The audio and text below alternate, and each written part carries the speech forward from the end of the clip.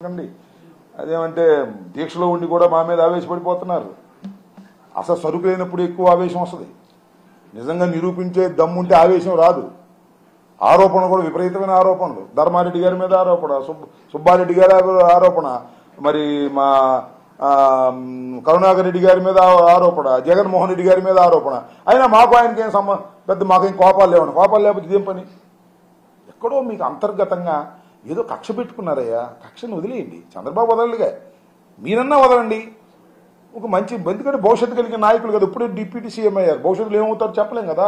మీరు కరెక్ట్గా ఉంటే, కరెక్ట్గా ఉంటున్నాను అని తెలుగుదేశం వాళ్ళు అనుకునే విధంగా కాదు, నీ పార్టీ వాళ్ళు అనుకునే విధంగా ప్రవర్తించు. సామాన్య ప్రజలు అనుకునే విధంగా ప్రవర్తించు. ఏదో ప్రకాష్ రాజు ఒక సలహా ఇస్తే ప్రకాష్ రాజు మీద ఆవేశపడిపోతే ఎట్టా చెప్పండి, నాకు అర్థం కాదు. అంటే నీకు ఎవరు సలహా ఇవ్వకూడదా? ఇస్తే ఊరుకోవా? ప్రకాష్ రాజుకి ఏమి సంబంధం, రాజకీయాలకు ఏమి సంబంధం ఉండాలని అనుకోవట్లేదు నేను. Is an actor like you, is a nice actor like you, like your brother. ఏదో చనువు తీసుకొని ఒక ట్వీట్ చేశాడు సమాజ శ్రేయస్సు గురించి, దానికి ఆవేశపడిపోయి ప్రకాష్ రాజు అంటే ఏంటి, ఇది ధర్మం కాదు అనేది ఒకసారి ఆలోచించవలసిందిగా నేను కోరుతున్నాను.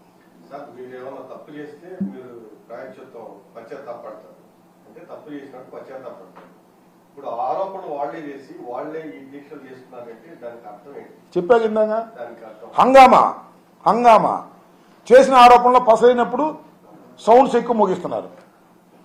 మంచి సింగర్ అయితే తక్కువ సౌండ్లో ఉంటుంది.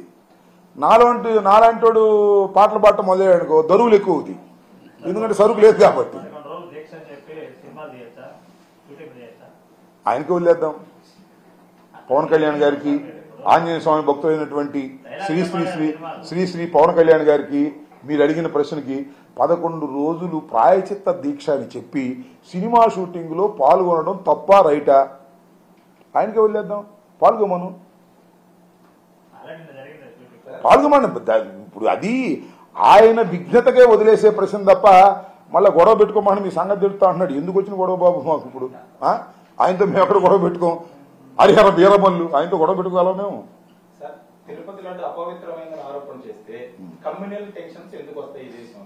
కమ్యూనల్ టెన్షన్స్ కాదు నేనేదంటే నో, ఇప్పుడు ఆల్రెడీ ఏం చెప్పాడు ఆయన ఉద్దేశం అది. ఎందుకు వస్తాయో ఆయన అడగాలి మీరు. నేనా ఖచ్చితంగా హిందుత్వాన్ని రెచ్చగొడుతున్నప్పుడు ఏమన్నాడు?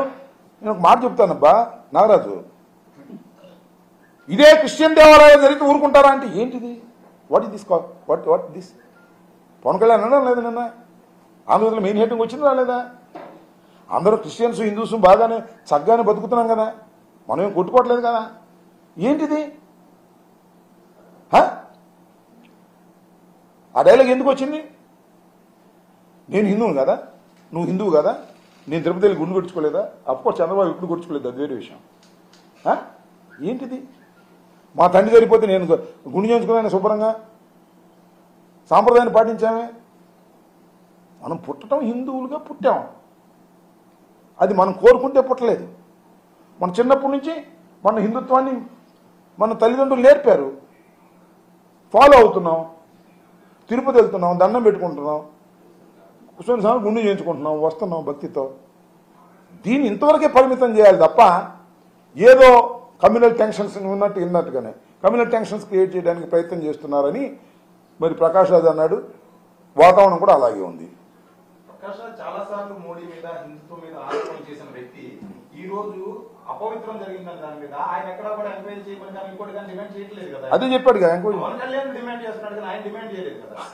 ఆయన నాగరాజు నువ్వు పొరపాటు పడుతున్నావు. పవన్ కళ్యాణ్ గారు మీరు సీఎంగా ఉన్న స్టేట్లో ఇలా జరిగింది కాబట్టి మీరు దీని మీద కరెక్ట్ ఎంక్వైరీ చెయ్యండి అని డిమాండ్ కాదు, రిక్వెస్ట్ అడిగాడు. తప్ప డిమాండ్ చేసాం, రిక్వెస్ట్ అడిగాడు. I'm supporting him though I'm not connected with him. ఉన్నాయి. థ్యాంక్స్ టు సెంట్రల్ గవర్నమెంట్ అన్నాడు. ఆయన అభిప్రాయం అది. సెంట్రల్ గవర్నమెంట్ వల్ల చాలా రాష్ట్రాలు ఇప్పటికే కమ్యూనల్ డిస్ప్యూట్స్ ఉన్నాయి, మళ్ళీ ఎందుకు రైజ్ చేస్తామని చెప్పాడు. దాన్ని నేను సమర్థిస్తున్నాను అనుకోమాకండి. ఆయన భావాన్నంతా సమర్థించడంలా. బట్ సీఎంగా ఉన్న నీ రాష్ట్రంలో జరిగితే నువ్వు ఎందుకు హంగామా చేస్తున్నావు, విచారణ జరపచ్చు కదా అన్నాడు. I'm also agreeing that. అదే కదా సుప్రీంకోర్టులో నేను సుబ్రహ్మణ్య స్వామి అడిగింది, వైవి సుబ్బారెడ్డి అడిగింది, లేకపోతే కాంగ్రెస్ పార్టీ వాళ్ళు కూడా అడిగారు కదా దీని మీద సిబిఐ ఎంక్వైరీ చేయమని. నేను మొట్టమొదటి రోజున సిబిఐ ఎంక్వైరీ చేయమని నేను కూడా ట్వీట్ చేశాను. ఎంక్వైరీ మీన్స్ ఒక నిష్పక్షపాతమైన ఎంక్వైరీ, అంతే కదా. నేను మా అనిల్తో వేసి ఎంక్వైరీ చేస్తానంటే ఏంటిది, మా డిఐతో చేస్తాను, మా సిఐతో చేస్తాను, లేదా నా గన్మెన్తో చేస్తాను. What is the